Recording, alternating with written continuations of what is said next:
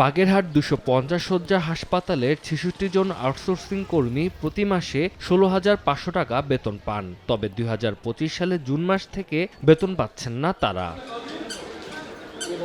কর্মীদের অভিযোগ, হাসপাতালের প্রধান সহকারী কাম হিসাবরক্ষক কর্মকর্তা মুহিতুর রহমান ঠিকাদারের কাছ থেকে বেতন পাইয়ে দেওয়ার নামে বিভিন্ন সময় প্রায় ১.৫ লাখ টাকা নেন, কিন্তু বেতন না দিয়ে টালবাহানা করতে থাকেন তিনি। টাকা চাইলে কখনো চাকরি থেকে অব্যাহতি ও নানা হুমকি ধামকি দেয় বলে অভিযোগ তাদের। সুরাহা না পেয়ে স্থানীয় সংসদ সদস্যের কাছে অভিযোগ করেছেন আউটসোর্সিং কর্মীরা। আমরা বেতন চাইতে গেলে আমাদের বলতেছে টাকা লাগবে, আপনার অফিসে কি কাজ কাম আছে সেজন্য টাকা লাগবে। যখনই বলতে যাই তখন বলে কি তোমাদের চাকরি থাকবে না। 6 মাসের যদি এনে দেওয়া হয় তাতে সে 5,000 এক একজনের কাছে দাবি করে।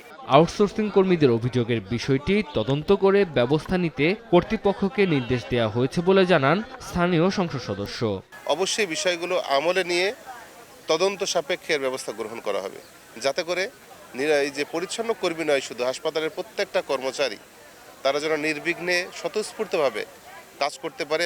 তবে টাকা নেয়ার বিষয়টি অস্বীকার করেছেন অভিযুক্ত কর্মচারী। অবশ্য তার বিরুদ্ধে কোনো অনিয়ম পেলে তদন্ত করে ব্যবস্থা নেয়ার আশ্বাস হাসপাতাল কর্তৃপক্ষের। গত বছর 4 বার বেতন ভাতা দেওয়া হয়েছিল, আমি খুব দৌড়দৌড়ি করে কুতোগুড়ি করে আমি আনছিলাম, তারা পাইছিল।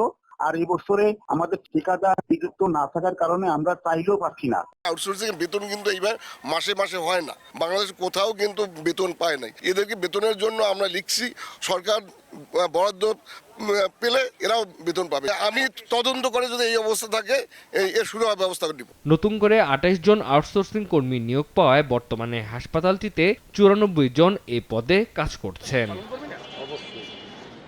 সময় সংবাদ, বাগেরহাট।